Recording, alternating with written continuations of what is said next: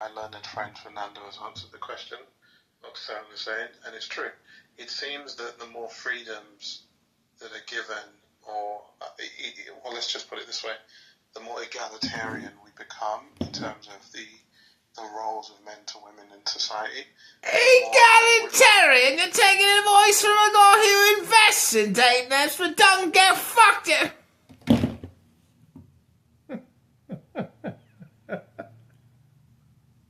Egalitarian? And then meanwhile, what's happening is while I'm going through this runaround in my mind, I feel a spiritual discernment in me saying to me, while I'm trying to figure him out, because he's effeminate to a degree. That's a little bit noticeable. But everything he's saying, doctrinally sound. I'm trying to figure it out. So I got those two, I got that going on. And then I got a spirit of God going on. And I see this bubble around him, I'm not lying to you. And I feel this spirit in me that is like a blockage. And it's like saying, stop, stop, stop. Not only is it saying stop, it's saying something like, don't you dare. Don't you dare. Don't you dare. Don't you dare try to pass judgment. And I wish I would have told them that that's really what was going on at the conclusion of the seminar, which was like 5 days long. I didn't tell him that. I told him something watered down and different. But I should have told him that. Because his testimony ended up being he was struggling within the church, and then someone was like, you got to be your authentic self. Not that I agree. It's not about me disagreeing or agreeing with that. But I will tell you, Amari, that when I began to try to decipher what was going on or judge him, there was a block. And it was almost, and I have the spirit of discernment in me that I know enough to know. This was like God telling me, stop and don't you try. I'm not lying to you. I see what you're saying. Okay. No, listen, it's not even nothing anyone could challenge because I was like a one-on-one. Because I tried. Trust me when I tell you, I don't like that shit. I don't like the gay shit going on. I don't like this agenda going on. I know it's an agenda. If people are true trans, true gay, I understand that the government fuck with people's hormones and all this shit. Yeah.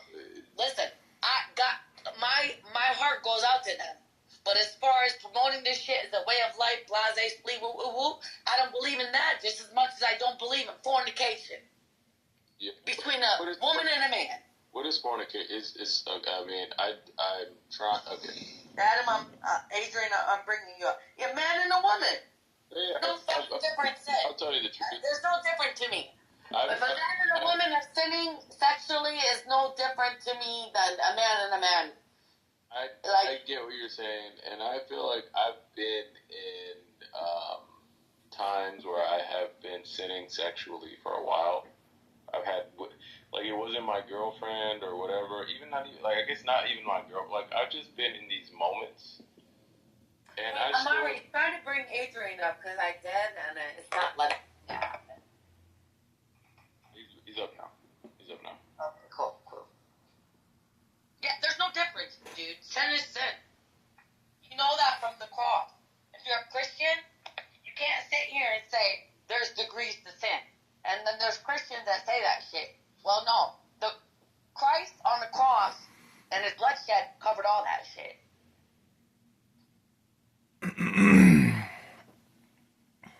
Yeah, if you believe in the sacrifice and if you believe you're a sinner. But some of these guys don't believe that. You understand what I'm saying? Well, if you don't believe you're a sinner, then you're self-righteous, and then you're a done deal to begin with. But a lot of these, when it comes to homosexuality, they don't think they're doing nothing wrong. Okay? Well, when it comes to also heterosexuals having sex outside of marriage, they don't think they're doing nothing wrong. What's the difference? Yeah, no, there are people like that. But there's Christians that don't think like that, though. Amari, this is the same argument we're going to have over and over. There's people that call themselves Christians that are not. People that call themselves Muslims, they're not. People that call themselves Jews, they're not. Matter of fact, this is how the whole Luciferian race disguises themselves. By calling themselves Christian and Jew and Muslim. Yeah. You having a relationship with God, this is why it's so hard for the layman to understand. Because they boil it down to dogmatic religiosity. You having a one-on-one personal relationship with the divine and the creator is something totally different. Once you have that, it's going to bring revelation into your life. Then you're going to find out all the hypocritical things that's like, well, you can't judge someone else. You can't judge someone like they're gay or doing this or blah, and look at you, you're doing this and you see what I'm saying? I don't judge them. That's my point. Listen to me. I'm not saying you. In general. You know what I'm saying? Listen. People, I've been misjudged, misquoted. Listen to me. I don't have a gay bone. By the way, I don't have a gay bone in my body. Right? I never, like, since I was a little kid, my mom was in shock. Like, she would be like, what is a good-looking woman? And I would tell her, and I'm only saying this to present this, what happened to me. She'd be like, what is a good-looking woman? I'm like, well, Mom, a good-looking woman has big boobs, a pretty face, and a big butt, and a slim waist. As a kid, I said this. Weird. I don't know why I said That's this. still very sexualized. I think it was very sexual. Like, I'm just looking, and we were in an ice cream shop, and I was like, you see, look at, like, you know them ice cream ladies? They look like they got a pretty face, big boobs. Yeah, you've been marketing. That's been marketed to you since you were a child. Yes, as a kid. And so I told my mom, I was like, that's what a pretty woman is. And my mom was like, oh my God. You know? And so I told her, I was like, that's a pretty woman. And I was like, I told her, this ice cream lady right here next to us, she's a pretty woman. Like, we were in an ice cream shop. You ever see those little ice cream ladies? Like the yeah, it doesn't matter. I get it. That's what's been marketed to you. Yeah, so I told her, and I was like, so this is a pretty woman. And my mom always tells me that story. And then, so, like, I remember one time, I'm sitting here, and there's this gay dude, right? And I didn't even know he was gay, or whatever, but I'm just being friendly with him.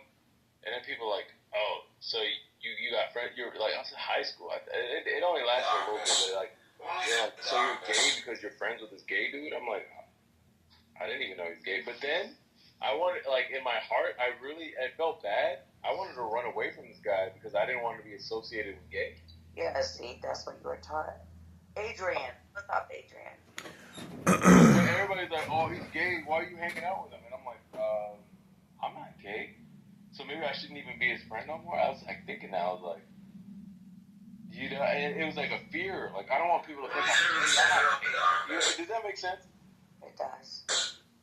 So I felt bad, but like, it wasn't that like, I'm afraid of, like, it's like something, but it's just like, I just didn't want to be like, I've always been associated, like, people think I look like this or that. I definitely just didn't want to be associated with being gay because I never was.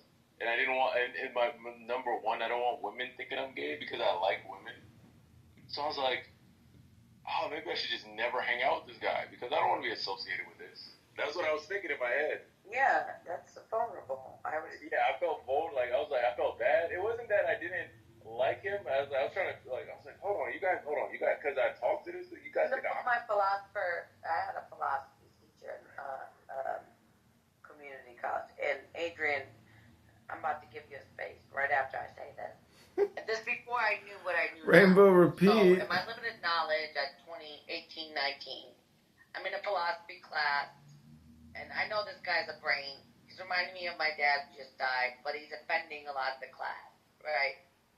He's offending a lot of the fucking class. And this is 2001. And he's talking about homosexuality as a philosopher and logic. And he says, well, this is the equivalent of you dipping your thumb in a jar of peanut butter and thrusting it into someone's ear. And they're like, I ain't gay no more.